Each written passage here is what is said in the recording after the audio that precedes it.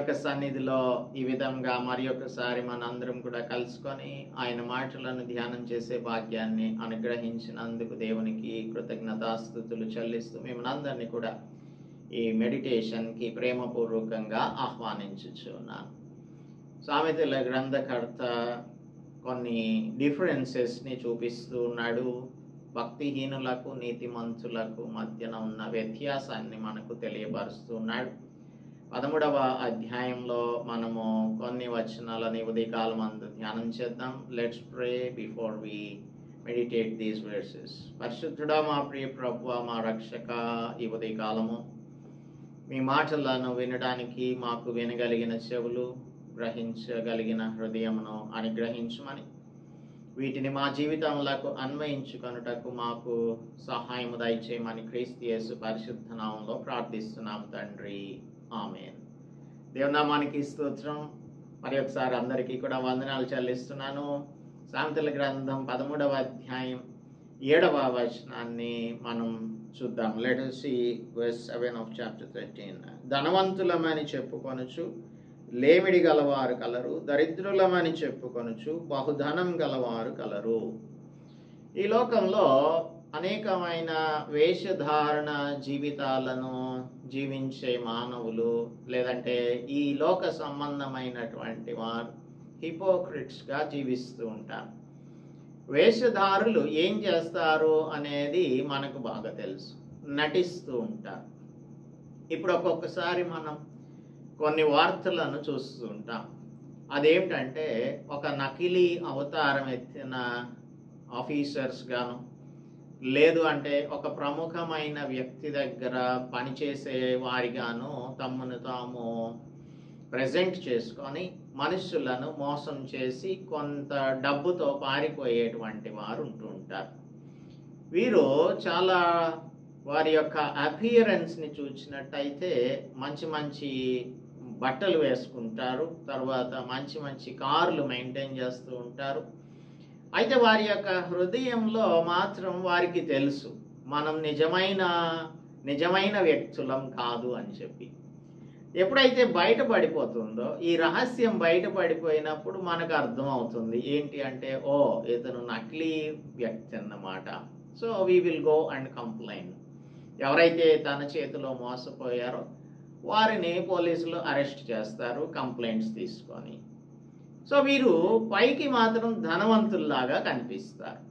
అంతరంగంలో వారికి బాగా తెలుసు వారు ఒక సెన్స్ ఆఫ్ ఇన్సెక్యూరిటీతో జీవిస్తూ ఉంటారు.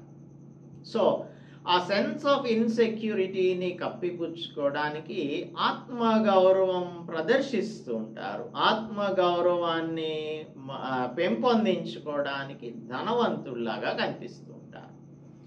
వేరియస్ పర్పసెస్ ఉంటాయి ఇలాగ చేయడానికి.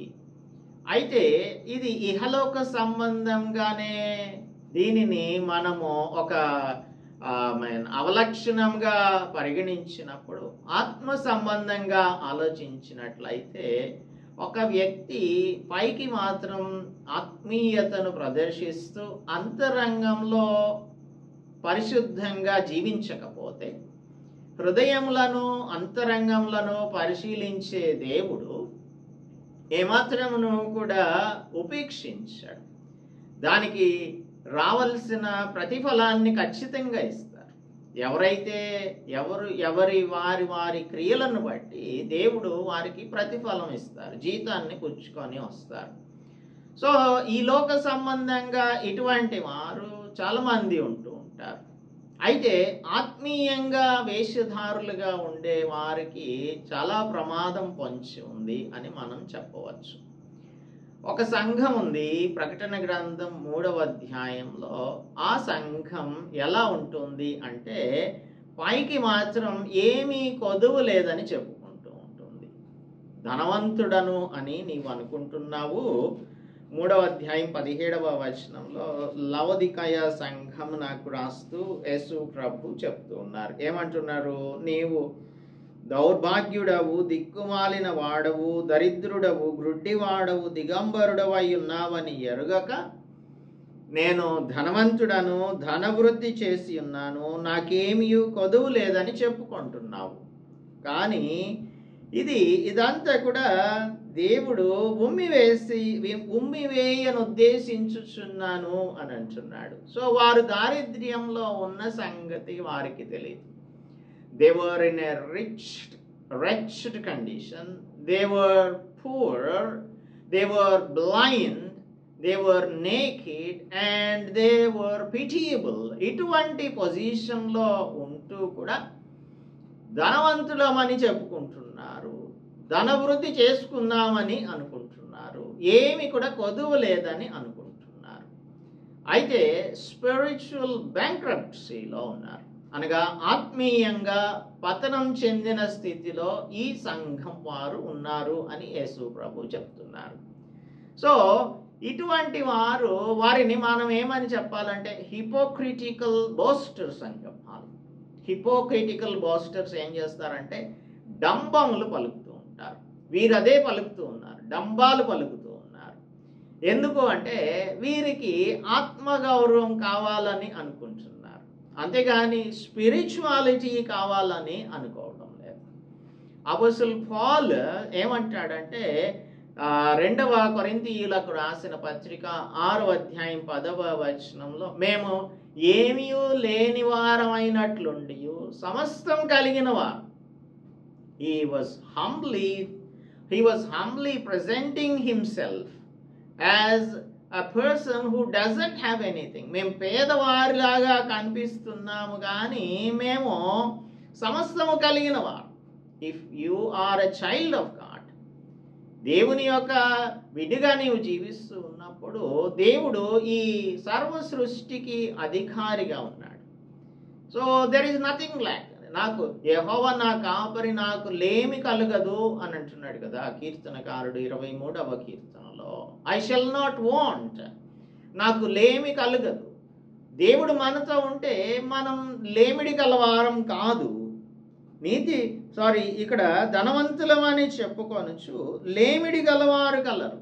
చాలామంది ఈ దినాలలో సంఘాలలో ఇటువంటి వారే కనిపిస్తూ ఉన్నారు. పైకి మాత్రం ధనవంతుల్లాగా కనిపిస్తున్నారు, spiritually rich, but they are spiritually poor.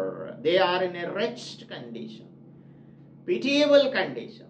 They are in utter spiritual poverty. They are poor, they are blind. వారికి ఏమి కనిపించడం లేదు, గ్రుడ్డి వారిలాగా జీవిస్తున్నారు, ఆత్మీయ అంధత్వంలో జీవిస్తున్నారు. దే ఆర్ నేకెడ్, వారు దిగంబరులుగా జీవిస్తున్నారు. వారికి నీతి వస్త్రం అనేది లేదు. దేవుడు అనుగ్రహించే నీతి వస్త్రం, రక్షణ వస్త్రం అనేది లేనే లేదు వారికి. కానీ వారు అనుకుంటున్నారు, we are very rich people. కానీ కొందరు ఉంటారు, అపోస్తలుడు పౌలు లాంటి వాళ్ళు దరిద్రులమని చెప్పుకొనొచ్చు, బహుధనం గలవారు కలరు. స్పిరిచువల్ రిచ్నెస్ కావాలి మనకు, స్పిరిచువల్గా వెల్తీ పీపుల్ కావాలి. ఈ స్పిరిచువల్లీ వెల్తీ పీపుల్ వారి యొక్క డెస్టినేషన్ ఏంటో, వారి యొక్క డెస్టినీ ఏంటో తెలుసు. We know about Lazarus and the rich man. ధనవంతుడు లాజరును గురించి మనకు బాగా తెలుసు. ఈ ధనవంతుడు he is rich in his material wealth, ఇహలోక సంబంధమైన ధనాన్ని సంపాదించుకున్నాడు, ఊదారంగు వస్త్రాలను ధరించుకుంటున్నాడు, బహుగా సుఖిస్తూ ఉన్నాడు ఈ లోకంలో. అది కానీ he doesn't know his eternal destiny. నేను చనిపోతే ఎక్కడికి వెళ్తాను అనేది మాత్రం తనకు తెలియడం లేదు, as he was spiritually poor. కానీ కాంట్రాస్టింగ్ క్యారెక్టర్ ఏంటంటే Lazarus, he is poor materially, material wealth లేదు ఆయనకు, ఆరోగ్యం కూడా లేదు, క్షీణించిపోయింది. అయినప్పటికీ కూడా he is rich in his spirit, ఆత్మీయంగా ధనవంతునిగా ఉన్నాడు. సో దరిద్రుడిగా కనిపిస్తున్నప్పటికీ కూడా బహుధనవంతుడిగా ఉన్నాడు. అందుకే when he died, ఈ రిచ్ మ్యాన్ చనిపోయినప్పుడేమో పాతాళానికి వెళ్ళిపోయాడు, అక్కడ వేదనలు పడుతూ ఉన్నాడు. కానీ అబ్రహాము రొమ్మున ఆనుకొని ఈ స్పిరిచువల్ రిచ్ మ్యాన్ అయిన లాజరస్, మెటీరియల్లీ పూర్ అయిన లాజరస్ సంతోషాన్ని అనుభవిస్తున్నాడు, నెమ్మది కలిగి జీవిస్తూ ఉన్నాడు, నెమ్మది కలిగిన వానిగా ఉన్నాడు. So spiritual life is very important. అందుకే మన యొక్క అపియరెన్స్లో కాదు కావాల్సింది, మన ఇన్మోస్ట్ బీయింగ్లో మనం ధనవంతులముగా, స్పిరిచువల్లీ రిచ్ పీపుల్గా ఉండాలి. This is the spiritual meaning of these words. తర్వాత ఒక ఇహలోక సంబంధమైన దానిని చెప్పడం కోసం ఒక ట్విస్టింగ్ వర్స్ని మనకు రాస్తూ ఉన్నాడు సోలమన్. ఒకని ప్రాణమునకు వాని ఐశ్వర్యం ప్రాయశ్చిత్తం చేయును. It is called ransom. ఈ లోకంలో ధనవంతులైన వారికి అనేకమైన సమస్యలు వస్తాయి. ఎలా అంటే వారు దాచుకున్న డబ్బును చాలామంది కొట్టేయడానికి చూస్తూ ఉంటారు.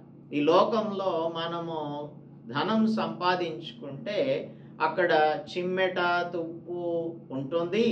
తర్వాత దొంగలు కన్నం వేసి దొంగిలుతారు. సో మీరు పరలోకంలో మీ ధనాన్ని సమకూర్చుకోండి అని యేసు ప్రభు ఎందుకు చెప్తున్నారు అంటే, అక్కడ తుప్పు కానీ లేదంటే చిమ్మెట కానీ ఉండదు. ఇంకా దొంగలు కన్నం వేసి దొంగిలించే అవకాశం ఏమీ కూడా లేనేలేదు. మన స్పిరిచువల్ వెల్త్ని ఎవరు కూడా దొంగిలించలేరు. మనం ఆత్మీయతను కలిగి జీవించినట్టయితే there can be no robbers, there can be no burglars. Nobody will knock into your home and take away your spiritual wealth. అందుకని ఆత్మీయ సంపదను మనం సంపాదించుకోవాలి అని యేసు ప్రభు చెప్తూ ఉన్నారు. పరలోకంలో మీ ధనాన్ని సమకూర్చుకోండి. పరలోకంలో ధనం సంపాదించుకోవడం అంటే ఈ లోకంలో మనకు ఒకవేళ ధనమున్నా లేకపోయినా దానిని మనం we don't take it that much. అంత ప్రాముఖ్యమైనటువంటి విషయం కాదు.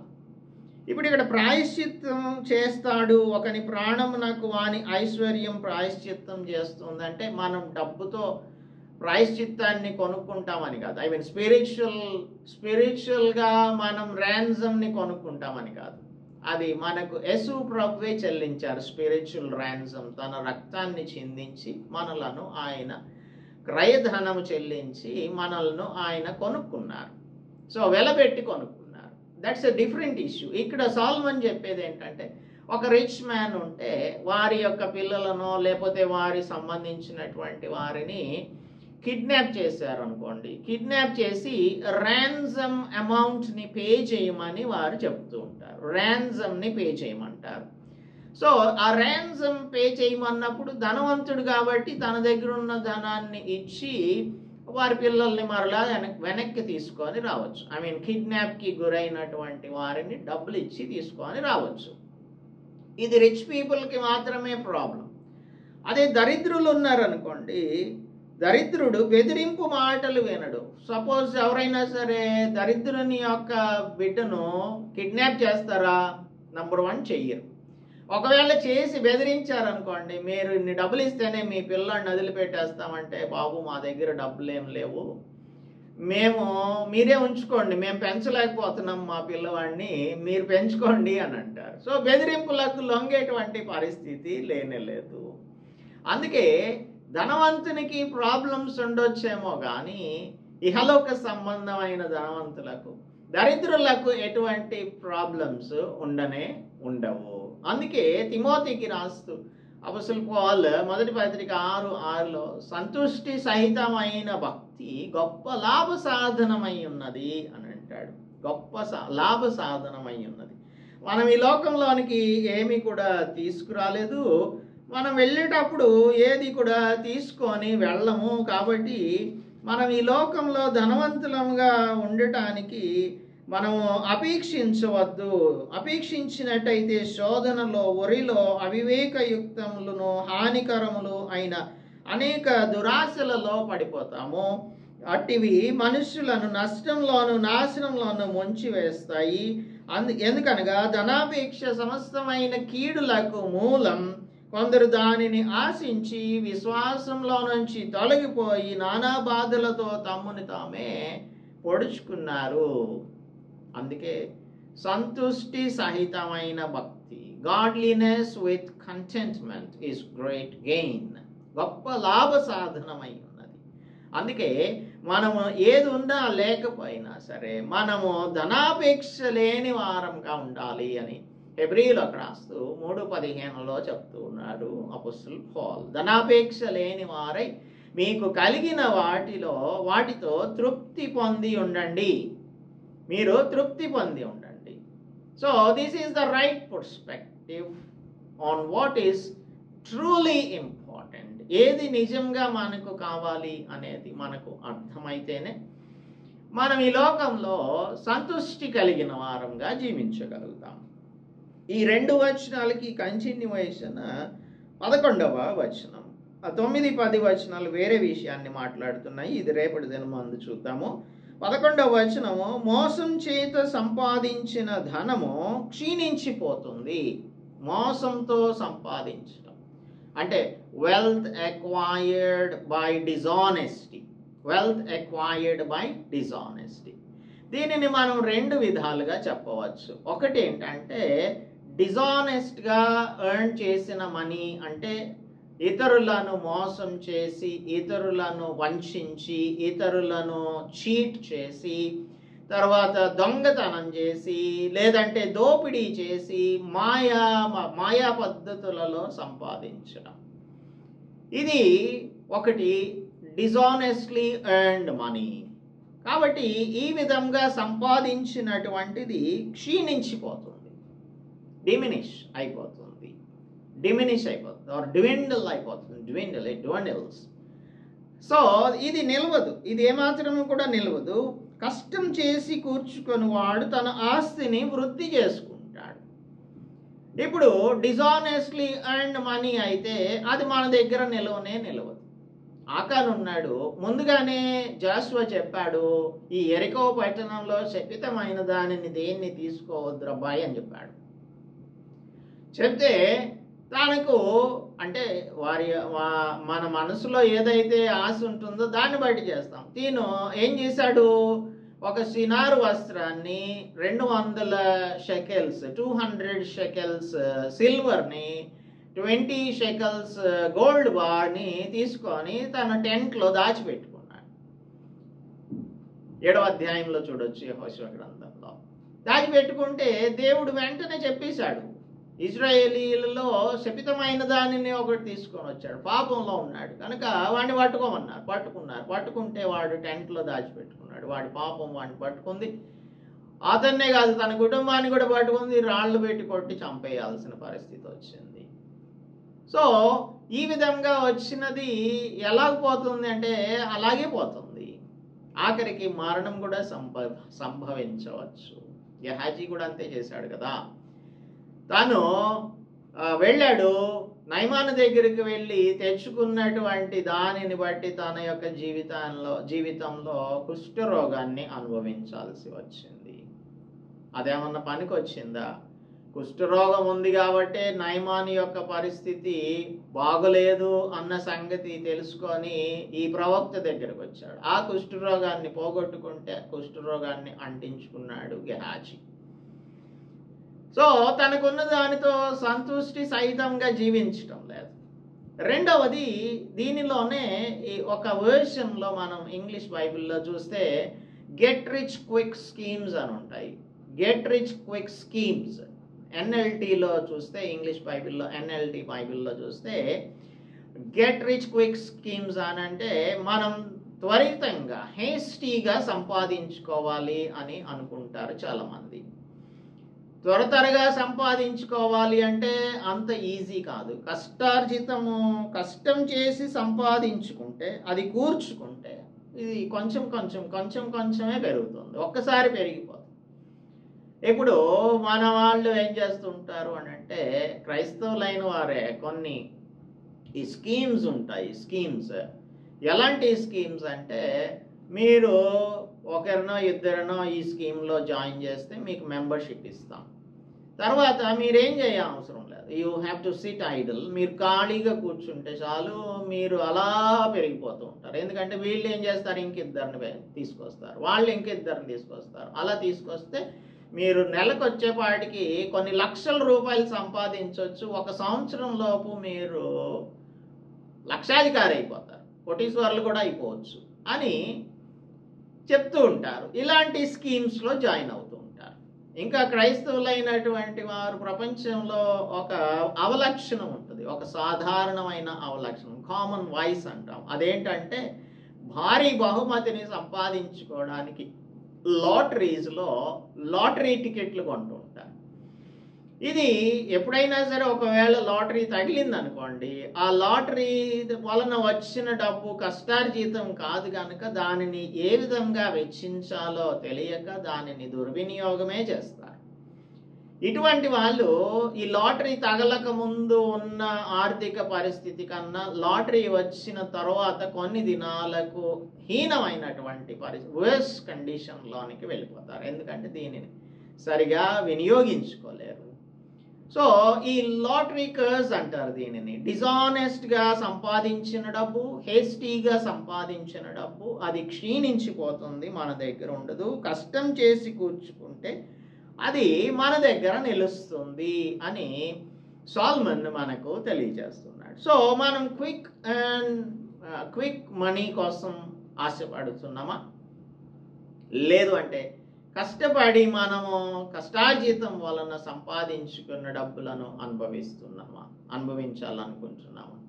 ఎప్పుడైనా సరే మనకు కనుక ఈ గెట్ రిచ్ క్విక్ స్కీమ్స్ని ఎవరైనా పరిచయం చేస్తే అది క్రైస్తవ వ్యతిరేకమైనది అని మనం చెప్పాల్సి ఉంటుంది. దానిలో మనం పార్టిసిపేట్ చేయకూడదు. ఇంకా కొంతమంది ఉంటారు, ఈ వేరే వారి కష్టార్జితాన్ని మనం కొట్టేస్తూ ఉంటారు. అంటే ఇట్స్ కాల్డ్ రాబరీ. ఎలా అంటే ఒక సంఘంలో కొందరు ఉంటుంటారు, ఈ సంఘంలో ఉన్న వారిని కొందరిని బయటికి తీసుకొని వెళ్ళిపోయి ఈ గొర్రెల్ని వేరే సంఘం పెడుతూ ఉంటారు. ఇది కష్టార్జితం కాదు, ఎవరో సంపాదించిన దానిని వీరు తీసుకొని వెళ్ళిపోయి వేరే సంఘాన్ని పెట్టుకొని మేము కూడా కాపరులము అని చెప్పుకుంటూ ఉంటారు. This is also robbery. This is also called burglary అని మనం చెప్పచ్చు. దొంగతనం, దోపిడీ చేయడం అన్నమాట, స్టీలింగ్. ఇట్స్ లైక్ చీటింగ్, వంచన చేయడం. సో ఈ విధంగా డిజానెస్ట్గా సంపాదించుకున్నటువంటి సంఘాలు ఆత్మీయతలో ఎదిగే సంఘాలుగా ఉంటారు. పాపంలోనే ఉంటారు, ఆకానులాగా పాపంలోనే చనిపోతారు. అందుచేత మనం త్వరగా సంపాదించుకోవాలని, మోసం చేసి సంపాదించుకోవాలని, ఇతరుల కష్టాన్ని మనం దోచుకోవాలని అనుకోకూడదు అని ఈ 11వ వచనంలో సాల్మన్ మనకు తెలియజేస్తూ ఉన్నాడు. So are we spiritually rich? If we are spiritually rich, we will think spiritually rich. మన ఆలోచన విధానం, మన యొక్క జీవన శైలి అంతా కూడా, మన యాటిట్యూడ్స్, మన ఆశలు, మన కోరికలు అన్నీ కూడా స్పిరిచువల్గా రిచ్గా ఉంటాయి. లేదు అంటే ఆ స్పిరిచువల్ పావర్టీ ఉందే, ఆ స్పిరిచువల్ నేకిడ్నెస్ ఉందే, ఆ స్పిరిచువల్ రెచెడ్నెస్ ఉందే, అదంతా కూడా లవదకియ సంఘంలో కనిపిస్తున్నటువంటి పరిస్థితి ఉందే, అదంతా కూడా మన యొక్క జీవితంలో కనిపిస్తుంది. It is a pitiable condition. You are blind because your spiritual eyes are blinded అనే విషయాన్ని తెలుసుకోమని ఈ ఉదయకాలమందు మనకు దేవుని యొక్క వాక్యం హెచ్చరిస్తుంది. Let us pray. పరిశుద్ధుడా, మా ప్రియ ప్రభువా, మా రక్షక, ఈ లోకంలో ధనవంతులంగా అవడానికి మేము ఆశపడకుండానట్లు ప్రభువా, తిమోతికి రాస్తున్నప్పుడు అపోస్తలుడు పౌలు చెప్తూ ఉన్నాడు, కొందరు తమ్మును తామే పొడుచుకున్నారు, విశ్వాసంలో నుంచి తొలగిపోయారు. ఈ లోకంలో ఆస్తులు సంపాదించుకోవడం, ధనం సంపాదించుకోవడం, ఇది నీకు సమయమా అని ప్రవక్త అయిన ఎలీషా గెహాజీని అడుగుతూ ఉన్నాడు. అవును ప్రభువా, ప్రపంచంలో క్రైస్తవులైనటువంటి వారు ఇదే జీవితాన్ని, ఇదే మాకు సమయం, డబ్బు సంపాదించుకోవాలని, సంఘాలలో వచ్చిన డబ్బును కూడా సొంతంగా వాడుకునే కమిటీ మెంబర్స్ ఉన్న ఈ పరిస్థితులలో ప్రభువా, ఆత్మీయంగా మేము ధనవంతులంగా ఉండాలి కానీ ఈ మెటీరియల్ వెల్త్ కాదు మాకు కావాల్సింది అని తెలుసుకొనున్నట్లు మాకందరికీ కూడా కృప చూపించమని, స్పిరిచువల్గా రిచ్గా ఉండటానికి నాయన, మా రెచెడ్నెస్ని, మా నేకిడ్నెస్ని ప్రభువా, మా యొక్క దారిద్ర్యాన్ని, మా యొక్క గ్రుడ్డితనాన్ని, మా దౌర్భాగ్యపుతనాన్ని మేము గుర్తించగలగటానికి, లాజరు వలె స్పిరిచువల్గా రిచ్గా జీవించడానికి మాకు కృప చూపించమని క్రీస్తు యేసు పరిశుద్ధ నామంలో ప్రార్థిస్తున్నాం తండ్రి. ఆమేన్. దేవుని నామానికి స్తోత్రం. అందరికీ కూడా ప్రభు నామంలో వందనాలు చెల్లిస్తున్నాను. మనం ఈ లోకంలోనికి ఏమీ తీసుకురాలేదు, ఇక్కడి నుంచి ఏమీ కూడా తీసుకొని పోలేము కనుక ఈ లోకంలో మనం ఆత్మీయంగా ధనవంతులంగా జీవించినట్లయితే లాజరు వలె దేవుని యొక్క సన్నిధిలో అబ్రహాము రొమ్మున ఆనుకొని నెమ్మది పొందడానికి దేవుడు మనకు కృపను అనుగ్రహిస్తారు. ఆ విధంగా జీవించడానికి దేవుడు మనకు సహాయం చేయను గాక. ఆమేన్.